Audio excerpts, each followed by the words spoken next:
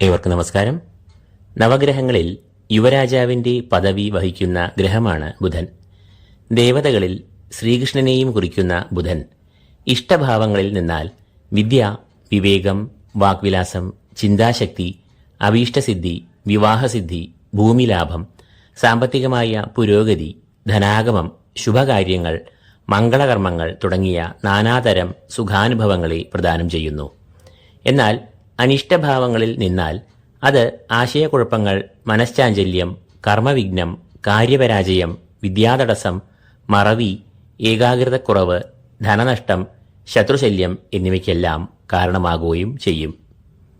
ആ ബുധൻ വരുന്ന സെപ്റ്റംബർ 23 കന്നിരാശിയിലേക്ക് പ്രവേശിക്കും. കന്നിരാശി എന്നത് ബുധന്റെ സ്വക്ഷേത്രം ആകയാൽ ബുധൻ ഏറെ പ്രീതനും ബലവാനുമായി കന്നിരാശിയിൽ സഞ്ചരിക്കുന്നു. സെപ്റ്റംബർ 23 മുതൽ ഒക്ടോബർ 9 വരെയും ബുധൻ തന്റെ സ്വക്ഷേത്രത്തിൽ സഞ്ചരിക്കുന്നതാണ്. 18 ദിവസങ്ങൾ മാത്രമേയുള്ളൂ സഞ്ചാരം എന്ന് തള്ളിക്കളയേണ്ടതില്ല. കാരണം ഭാഗ്യം കൊണ്ട് ഒരുവൻ ഉയരങ്ങളിലേക്ക് ഉയർന്നു പോകാനും നിർഭാഗ്യത്താൽ ആഴങ്ങളിലേക്ക് പതിക്കാനും നിമിഷങ്ങൾ മതി എന്ന് മനസ്സിലാക്കുക. ഈ 18 ദിവസങ്ങൾക്ക് മറ്റൊരു സവിശേഷത കൂടിയുണ്ട്. കാരണം ഇത്രയും നാളുകൾ ഇതേ രാശിയിൽ നവഗ്രഹങ്ങളുടെ രാജാവായ സൂര്യനും സഞ്ചരിക്കുന്നു. ബുധനും സൂര്യനും ഏറെ മിത്രങ്ങളും ആകുന്നു. അപ്പോൾ രാജാവായ സൂര്യനും യുവരാജാവായ ബുധനും ഒരേ രാശിയിൽ സഞ്ചരിക്കുമ്പോൾ ഉണ്ടാകുന്ന നേട്ടങ്ങൾക്ക് തിളക്കവും പ്രഭയും മാറ്റും ഇരട്ടിക്കുന്നു. അപ്പോൾ ബുധന്റെ സ്വക്ഷേത്രത്തിലേക്കുള്ള ഈ രാശിമാറ്റവും സൂര്യനുമായുള്ള യോഗവും ഓരോ രാശിജാതരെയും എങ്ങനെ സ്വാധീനിക്കുന്നു, എന്തെല്ലാം ഫലങ്ങൾ നൽകുന്നു എന്നുള്ള വിശകലനം നമുക്ക് ആരംഭിക്കാം. ആദ്യമായി മേടക്കൂർ. അശ്വതി, ഭരണി, കാർത്തിക, കാൽ എന്നീ നക്ഷത്രങ്ങളാണ് ഈ കൂറിൽ വരുന്നത്.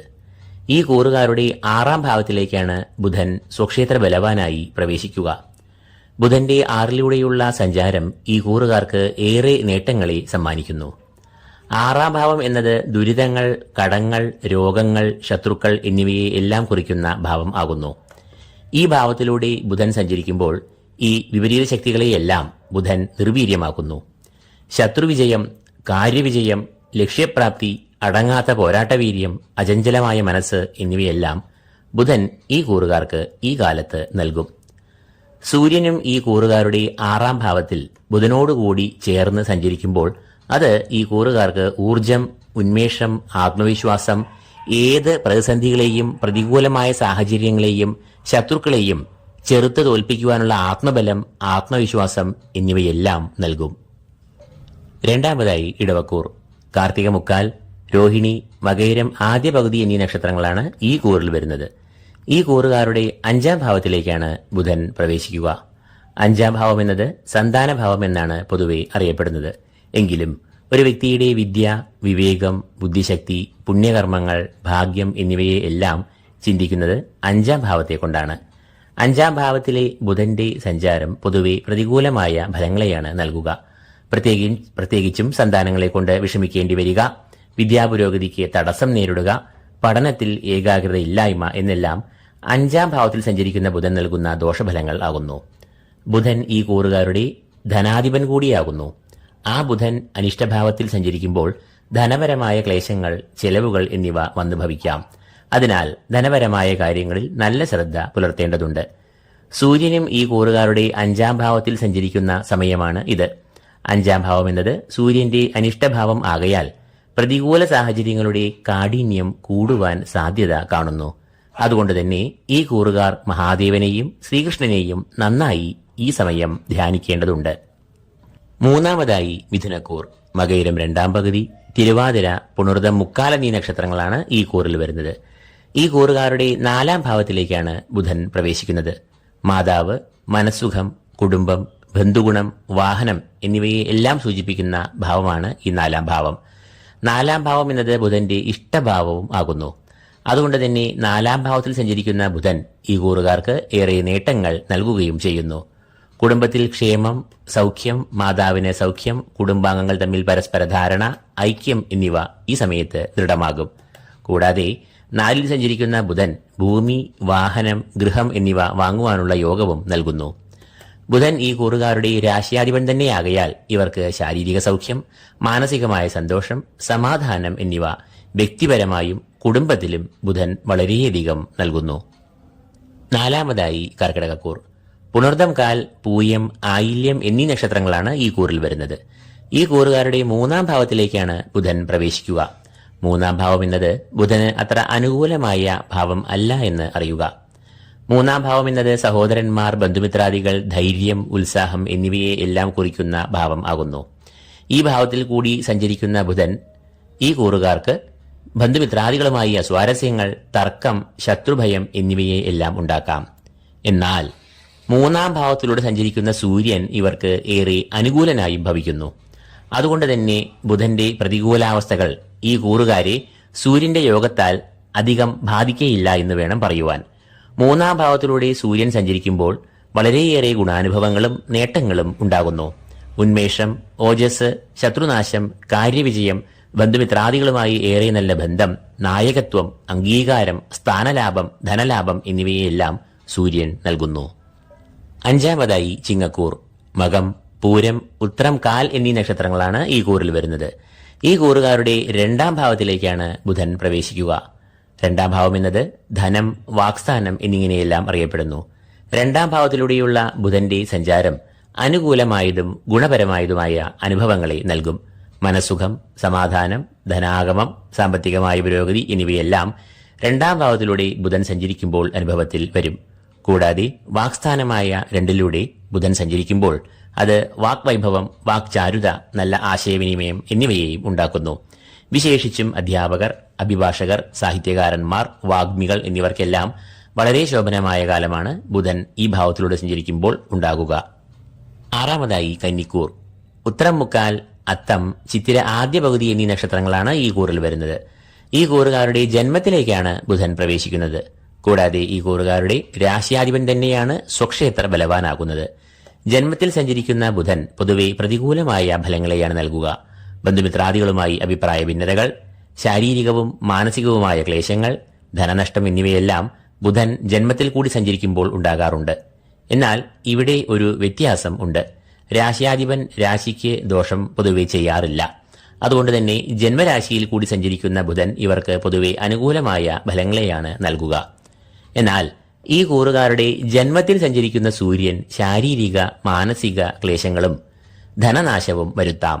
അതിനാൽ ആരോഗ്യപരമായും ധനക്രയവിക്രയങ്ങളിലും ഈ കൂറുകാർ ഒരു ശ്രദ്ധ പുലർത്തേണ്ടതുണ്ട് എന്ന് അറിയുക. വിശേഷിച്ചും സൂര്യൻ ജാതകത്തിൽ പ്രതികൂലനായി നിൽക്കുന്ന വ്യക്തികൾ മഹാദേവനെ നന്നായി ധ്യാനിക്കുക തന്നെ വേണം. കൂടാതെ ക്ഷേത്രദർശനം നടത്തി വഴിപാടുകളും കഴിക്കുക. കാരണം സൂര്യൻ കന്നിമാസം മുഴുവനും, അതായത് ഒക്ടോബർ മാസം 16-ാം തീയതി വരെയും തന്റെ അനിഷ്ടഭാവമായ ജന്മത്തിലാണ് സഞ്ചരിക്കുന്നത് എന്നത് തന്നെ. 7-ാമതായി തുലാക്കൂർ. ചിത്തിര 2-ാം പകുതി, ചോതി, വിശാഖം, മുക്കാൽ എന്നീ നക്ഷത്രങ്ങളാണ് ഈ കൂറിൽ വരുന്നത്. ഈ കൂറുകാരുടെ 12-ാം ഭാവത്തിലേക്കാണ് ബുധൻ പ്രവേശിക്കുക. 12-ാം ഭാവം എന്നത് ചെലവിന്റെ ഭാവം ആകുന്നു. 12-ൽ കൂടി ബുധൻ സഞ്ചരിക്കുമ്പോൾ പ്രതികൂലമായ ഫലങ്ങൾ അനുഭവത്തിൽ വരും. പ്രധാനമായും അപ്രതീക്ഷിതമായ ചെലവുകൾ ഉണ്ടാകാം. അനാരോഗ്യം, മാനസികമായും ശാരീരികവുമായ വൈഷമ്യങ്ങൾ, രോഗങ്ങൾ എന്നിവയ്ക്ക് ഏറെ സാധ്യത കാണുന്നു. കൂടാതെ ദൂരയാത്രകൾ, അലച്ചിൽ, ധനനാശം, ദ്രവ്യനാശം എന്നിവയും ബുധൻ 12-ാം ഭാവത്തിൽ കൂടി സഞ്ചരിക്കുമ്പോൾ ഉണ്ടാകാവുന്ന ദോഷഫലങ്ങൾ ആണ്. സൂര്യനും തന്റെ അനിഷ്ടഭാവമായ 12-ാം ഭാവത്തിൽ സഞ്ചരിക്കുമ്പോൾ പ്രതികൂലമായ ഫലങ്ങളെ നൽകുന്നുവെന്ന് ഈ കൂറുകാർ വളരെയധികം ശ്രദ്ധിക്കേണ്ട സമയമാണ്. മഹാദേവനെയും ശ്രീകൃഷ്ണനെയും നന്നായി ധ്യാനിക്കുക, ക്ഷേത്രദർശനം നടത്തി വഴിപാടുകൾ നടത്തുക എന്നിവയിലൂടെ 12-ാം ഭാവത്തിൽ സൂര്യനും ബുധനും നൽകുന്ന ദുരിതങ്ങളെ ഏറെ ഫലവത്തായി തടുക്കാം. 8-ാമതായി വൃശ്ചികക്കൂർ. വിശാഖം, കാൽ, അനീഴം, തൃക്കേട്ട എന്നീ നക്ഷത്രങ്ങളാണ് ഈ കൂറിൽ വരുന്നത്. ഈ കൂറുകാരുടെ 11-ാം ഭാവത്തിലേക്കാണ് സ്വക്ഷേത്ര ബലവാനായ ബുധൻ പ്രവേശിക്കുന്നത്.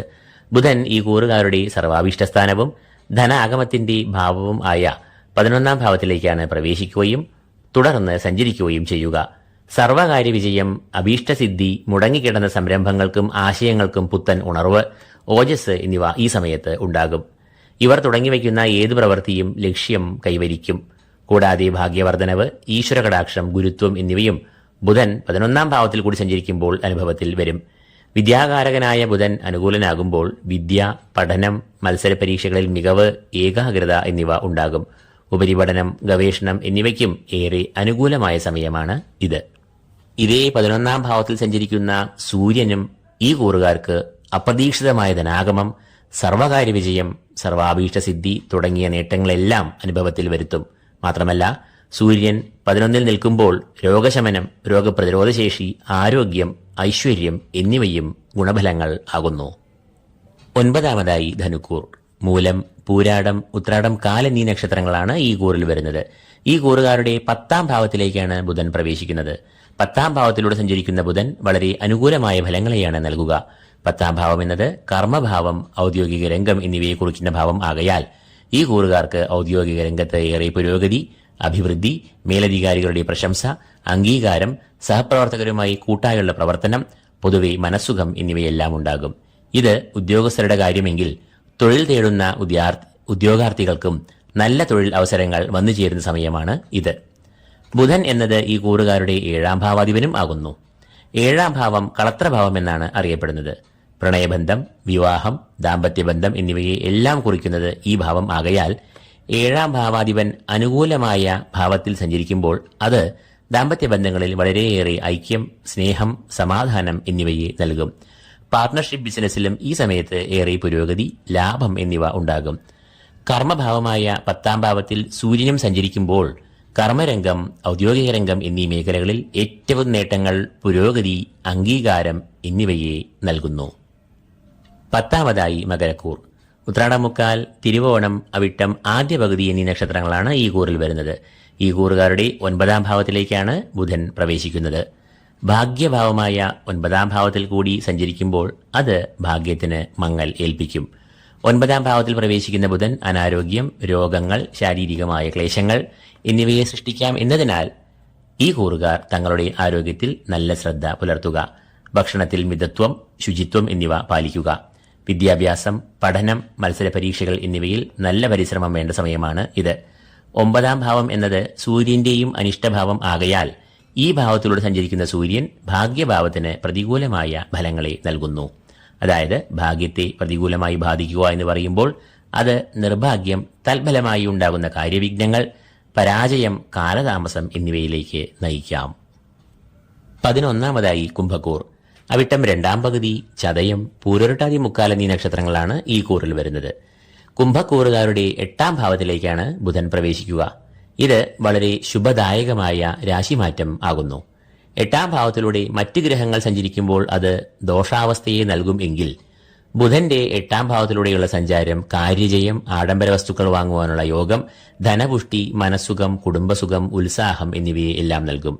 ബുധൻ ഈ കൂറുകാരുടെ 5ാം ഭാവാധിപൻ കൂടിയാകയാൽ സന്താനങ്ങൾക്ക് ക്ഷേമം, വിദ്യാപുരോഗതി, പഠനത്തിലെ ഏകാഗ്രത, അംഗീകാരം, മത്സര പരീക്ഷകളിൽ മികവ് എന്നിവയും ബുദ്ധികാരകനായ ബുധൻ ഈ കൂറുകാർക്ക് പ്രദാനം ചെയ്യുന്നു. എന്നാൽ സൂര്യൻ ഈ കൂറുകാരുടെ 8ാം ഭാവത്തിലൂടെ സഞ്ചരിക്കുന്നു എന്നത് അനുകൂലമായ ഫലങ്ങളെ നൽകില്ല. ശാരീരികമായ ക്ലേശങ്ങൾ, അനാരോഗ്യം, രോഗങ്ങൾ എന്നിവയെ അഷ്ടമസൂര്യൻ നൽകാം. അതുകൊണ്ട് തന്നെ ഈ കൂറുകാർക്ക് ബുധൻ അനുകൂലൻ ആണ് എങ്കിലും തങ്ങളുടെ ആരോഗ്യത്തിൽ ഒരു ശ്രദ്ധ ഇവർ പുലർത്തേണ്ടതുണ്ട്.